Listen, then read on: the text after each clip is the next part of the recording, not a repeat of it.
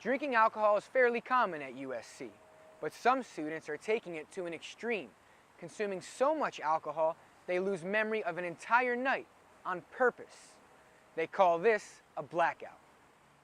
Oh, let's black out, drink this loco. Frank Dzinski is a senior at USC and says he's had his fair share of blackouts. Tonight is his roommate's birthday. Women's pool. And he's drinking to celebrate. You pretty much just lose most memory. Your motor skills aren't that great. Speech is impaired. You're not really there. You're kind of on autopilot. What Frank describes as blackout, neurologists call a state of amnesia. Blackouts are what we would describe as amnestic episodes, what we call anterograde amnesia. And alcohol is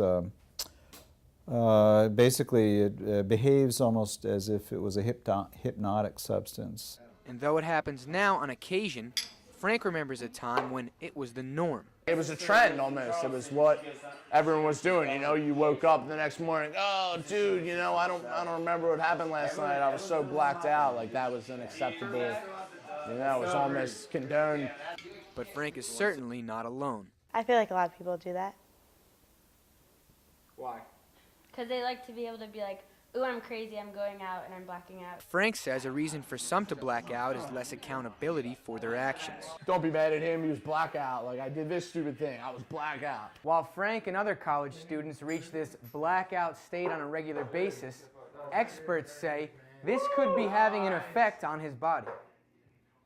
Significant atrophy of the brain, significant nutritional deficiencies, dysregulation of blood pressure, dysregulation of water balance, and all of these lead to severe metabolic problems down the road. And once you enter this state, Dr. Faber says the behavioral effects can also be dangerous. Violence occurs, oftentimes head injuries occur, and participation in potentially dangerous activities such as